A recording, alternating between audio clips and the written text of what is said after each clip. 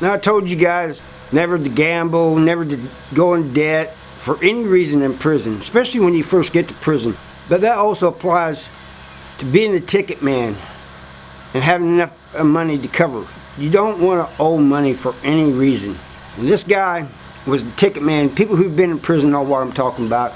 Like on football, they make out these tickets and they have all the teams, you know, all the games that's going to be played, and you pick the team you think's going to win. Like if you put in a stamp, you'll get 10 stamps back if you win. If you hit, you pick 4 teams. Well, this guy was started this ticket thing, you know, became a ticket man. He was doing pretty good there for a while. But one day, he got hit. He got hit hard by a bunch of people. He owed a bunch of people money. And he went around asking people if he could get money here and there. He asked me, he asked others, went to the dope man. But that just means that he would owe them. You know, anything he got, he would end up owing them. But he was trying to cover his what he owed for getting hit. I think some people gave him a little bit. He was able to pay some people with what he had plus what people gave him, but he still owed a lot of money. And so he finally just checked in. That's not going to solve your problem. You're still going to owe. And at that time, in South Central Correctional Center, there was no PC.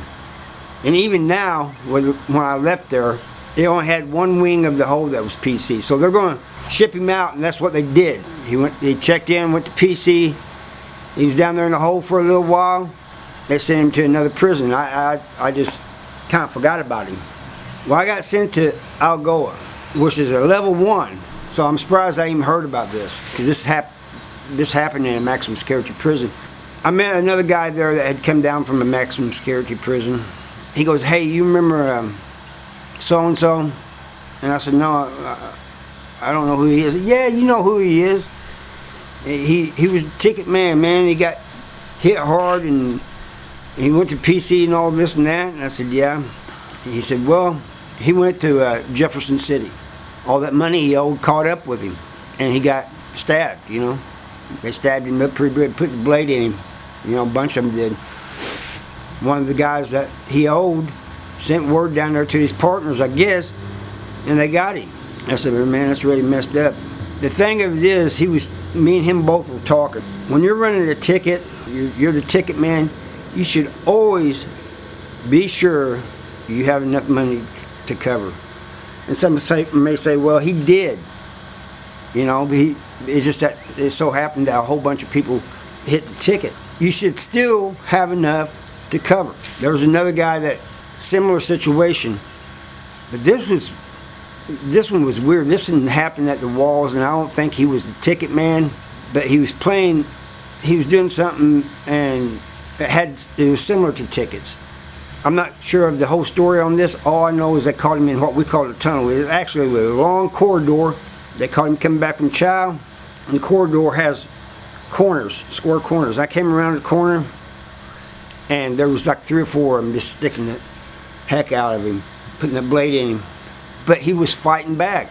And that's what is amazing about a lot of things I've seen. I've seen people get stabbed several times. Sorry about that, but anyway, do not do anything where you owe money in prison, man, because it can be real bad. And I think those who owe money and then let themselves be turned out because they owe money, I think that's even worse than getting stuck up, you know, the blade put to them. Because like I was saying, I've seen people get stuck one time and die. Others get stuck a bunch and walk to medical. Anyway, that's all I got for you. See you next time.